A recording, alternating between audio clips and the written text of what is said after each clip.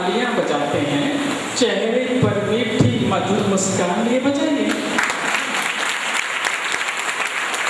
तालियों का अर्थ है कि आप उन्हें आशीर्वाद दे रहे हैं, तो आशीर्वाद होना चाहिए मुस्कुराते हुए। यस, नारायण नारायण। नारायण नारायण दीदी, आपका बहुत बहुत धन्यवाद है हमें यहाँ तक पहुँचाने के लिए। हाँ, मेरे अंदर एक बहुत बड़ी कमी थी जो मैं शेयर करना चाहती हूँ। पिछले मैं बहुत ज़्यादा सीरियल देखती थी। हाँ। कोई भी सीरियल मेरा मिस नहीं होना चाहिए। ध्यान से सुनिए, ये काम बहुत लोग करते हैं। सीरियल इज इम्पोर्टेंट, बाकी सब चीजें बाद में हो जाएगी। ध्यान से सुनिए। हाँ, यहाँ तक था कि अगर मैं सफ़र भी करती थी और मेरा सीरियल मिस हो गया तो वहाँ पहुँचने के बाद मैं उसको लैपटॉप पर देखती थी। मैं इतनी ज़्यादा थी मुझे, और इसी वजह से मेरी बेटी के लिए मैं चाहती थी कि 21 रामनाम ममता करूँ, 21 माला। तो मैं सोचती थी ये सीरियल देख लूँ, उसके बाद करूँगी। तो दिन टलते जा रहे थे बराबर। पिछले सेशन में आपने बताया कि हम लोग काम को अगले दिन पर टाल देते हैं, ऐसा ना करें। आपकी प्रेरणा मुझे कुछ ऐसी मिली कि मैं घर पहुंची और मैंने टीवी खोली तो मुझे अंदर से लगा कि मैं ये क्यों देखती हूँ।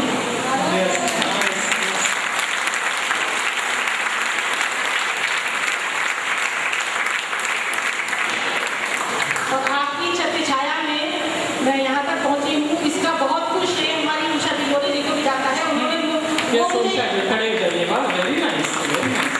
उषा जी के तालियां।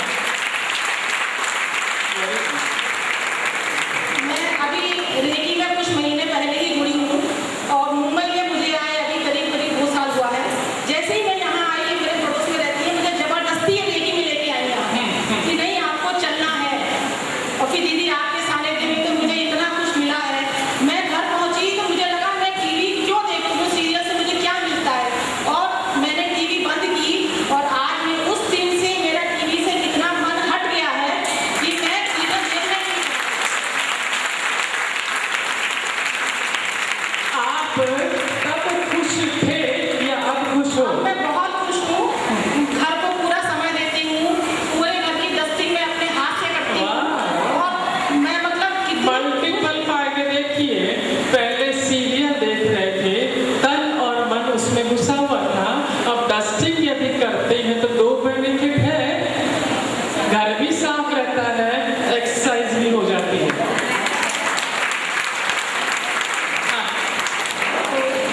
अब मैं 21 माला अपनी बेटी के लिए रोज करती हूँ और मुझे पूरा विश्वास है कि मेरा जो उद्देश्य है माला करने का वो शायद जल्दी ही पूरा करेंगे ईश्वर। आपकी कृपा रहेगी। मैंने अपनी बड़ी बेटी मेरी गुड़गांव में रहती है, मैंने ऐसे ही उससे एक दिन पूछा कि बेटी मुझे कुछ तुम्हें नारायण जब से मैंने रेकी ज्वाइन की है कुछ अंतर लगता है? बोली मम्मी आप पहले से ही पॉजिटिव थी लेकिन आपकी टीवी छूट गई, ये बहुत बड़ी बात है। और ये आपको केवल रेकी ने ही इस तरह बनाया है और कोई नहीं कर सकता था। तो ये सब दीदी आपके आशीर्वाद का फल है। और नारायण से मुझे बहुत रेकी में आके मुझे इतना अच्छा लगता है कि मैं बता नहीं सकती आपको। नारायण नारायण।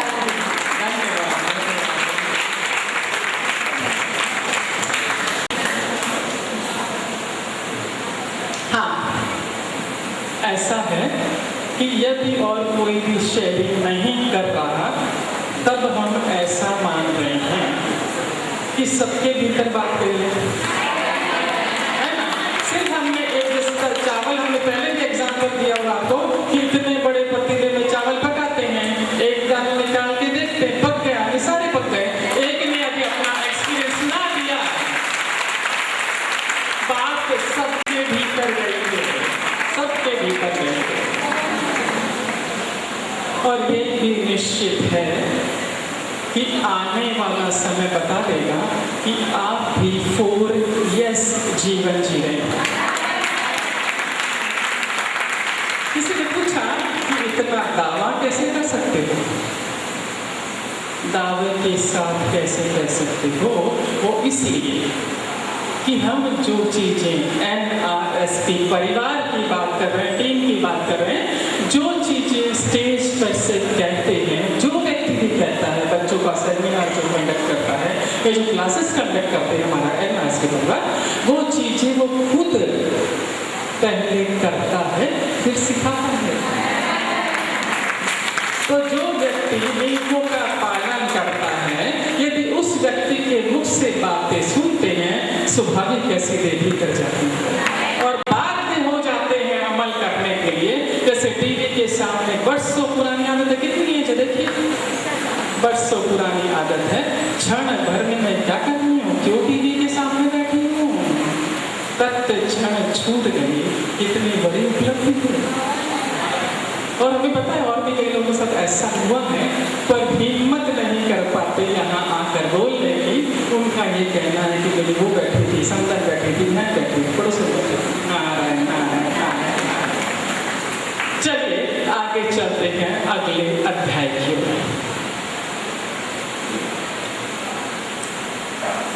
अगला अध्याय श्रीमती कल्याणी के माध्यम से जो सुंदर स्वस्थ जीवन जी रही है। श्रीमती कल्याणी कहती है कि मैं और मेरा परिवार एक दिन बैठकर एक गेम खेल रहे थे। मैं अपने परिवार के साथ एक गेम खेल रही थी। जब मेरा टर्न आया, मेरा नंबर आया, मुझसे भी प्रश्न पूछा गया। मुझसे जो प्रश्न पूछा गया वो ये था कि घर में इतना सारा फर्नीचर है, वैरायटी का फर्नीचर है, कपाट है, पलंग है, ड्रेसिंग टेबल एक्सेट्रा एक्सेट्रा, तुम्हारे हिसाब से सबसे महत्वपूर्ण फर्नीचर कौन सा है? श्रीमती कल्याणी कहती कि मैंने झट कहा डाइनिंग टेबल। क्यों? क्योंकि मुझे अपना गोल डाइनिंग टेबल बेहद पसंद है, जो मेरे भोजन के वक्त को फैमिली टाइम बना देता है। श्रीमती कल्याणी आगे कहती है कि एक दिन की बात है, शाम का वक्त था, मैंने खाना बनाया, टेबल पर जचाया, डाइनिंग टेबल पर जचाया, सजाया, बच्चों को बुलाया, पतिदेव को बुलाया, सब अपना अपना समय लेकर आकर बैठे। उस दिन मैंने बहुत सारी वैरायटी बना रखी थी। एक एक करके मैंने परोसना शुरू किया, उन्होंने खाना शुरू किया और प्रशंसा करनी शुरू की। और मैं भी एक कुशल गृहिणी होने पर गर्व महसूस कर रही थी। खाना उन्हें परोसा, मैं रसोई में गई गरम गरम चावल लाने के लिए। जो ही मैंने कुकर खोला, देखते क्या हूँ, पानी और चावल एज इट इज पड़े हैं, क्योंकि मैं गैस ऑन करना ही भूल गई। मैंने वापस कुकर बंद किया, गैस पे रखा, गैस ऑन किया और बाहर आके सबसे कहा कि अभी 15 मिनट और इंतजार करना पड़ेगा, क्योंकि आज मैं गैस ऑन करना भूल गई। इस पर कल्याणी कहते कि सभी हंसने लगे और मेरे पति उनके बचपन में इस तरह की घटना का जिक्र बच्चों के सामने करने लगी। ऐसा तुम्हारी दादी भी कई बार करती थी। और वो 10 से 15 मिनट का चावल पकने का समय हंसी खुशी बातों में कैसे बीत गया पता नहीं चला। चावल तैयार हुआ, मैंने परोसा, हमने खाया। कल्याणी आगे कहती है कि यदि खाना सही तरीके से बना हो और खुशनुमा माहौल में हम भोजन कर रहे हैं, तो वो समय डिनर टाइम ना होकर फैमिली टाइम हो जाता है। जब परिवार के सारे सदस्य, कल्याणी आगे कहती है कि जब परिवार के सारे सदस्य एक साथ बैठकर भोजन करते हैं, तो वे न सिर्फ खाने को शेयर करते हैं और भी कई सारी चीजें आपस में शेयर करते हैं, अपने विचार, अपनी भावनाएं, अपनी बातें। और ये सुंदर मौका होता है अभिभावकों के लिए बातों ही बातों में बच्चों तक अच्छी बातें पहुंचाने का। बच्चों को अपना एक्सपीरियंस बताने का, अधिक जानकारी देने का। और साथ ही साथ बच्चे जब अपनी बात अभिभावकों के साथ शेयर करते हैं, अभिभावक उन्हें गाइड कर सकते हैं कि किस तरह उन्हें आगे बढ़ना चाहिए, क्या उनके जीवन के लिए सही है।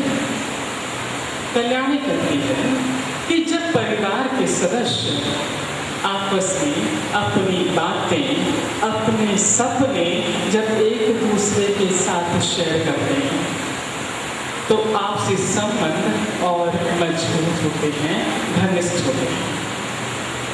मिस्टर राघव, जो कि एक काउंसलर है, संबंधों को मजबूती प्रदान करने की बाबत कहते हैं कि आप अपने बच्चों के लिए ये काम कर सकते हैं। पहला ये कि अपने जीवन साथी से प्रेम करें। कभी प्रशंसा के 2 शब्द कहें, प्रेम से पीठ थपथपा दे, निगाहों से मुस्कुरा दे, पूछ ले कुछ चाहिए है क्या। जब आप ऐसा करते हैं, राघव कहते हैं, तो एक तो आपके वैवाहिक संबंध मजबूत होते हैं, दूसरे जब आपके बच्चे देखते हैं कि माता पिता में प्रेम है, उन्हें अपना भविष्य सुरक्षित नजर आता है। और इंसान की बुनियादी जरूरत है प्रेम दो और प्रेम लो। इस बाबत अमेरिकन लेखक बस्कैगलियो, जो कि प्रेम कहानी लिखने में मशहूर हैं और डॉक्टर लव के नाम से जाने जाते हैं, फेमस डॉक्टर लव के नाम से, कहते हैं कि बचपन में हमारे घर में एक नियम था कि रात का भोजन कंपल्सरी था, डाइनिंग टेबल पर बैठकर पूरा परिवार एक साथ बैठकर ही खाएगा। और जब हम डाइनिंग टेबल पर खाना खाने बैठने जाते थे, खाना परोसने के पहले मेरे पिताजी हम सारे भाई बहनों से एक प्रश्न पूछते थे कि आज तुमने क्या सीखा। यदि हम भाई बहनों में से एक भी कह देता कि आज कुछ नहीं सीखा, तो हम किसी को भी भोजन नहीं मिलता था, जब तक कि वो याद करके ये न बता दे कि हाँ ये चीज सीखी थी, चाहे वो कितना मामूली ही क्यों ना हो। और उसकी सारी बातें पूरा परिवार सुनता। इस तरह एक एक व्यक्ति अपनी बात कहता कि आज पूरे दिन में हमने क्या किया और क्या सीखा, उसके बाद ही हमें भोजन परोसा जाता। और जितनी जानकारी बस्कैगलियो लिखते हैं कि मुझे अपने डाइनिंग टेबल पर बचपन के दौरान मिली, उसी की वजह से मैं इतना ऊंचाई पर पहुंचा। आज मैं सफल लेखक हूँ, प्रेम पर कहानियाँ लिखता हूँ, आपसी संबंधों को मजबूत प्रदान करने पर कहानियाँ लिखता हूँ। अपनी सफलता का सारा श्रेय बस्कैगलियो देते हैं, जो रात के वक्त वो एक साथ भोजन करते थे उसको। यदि हम एक साथ भोजन करते हैं, परिवार के सारे सदस्य, हम अच्छा खाते हैं, जीवन में आगे बढ़ते हैं आसानी से। ये चीज हमने भी देखी कि जिन घरों में साथ में भोजन खाया जाता है, उन घरों में अधिक आपसी संबंध मजबूत है। कल्याण ये भी कहती है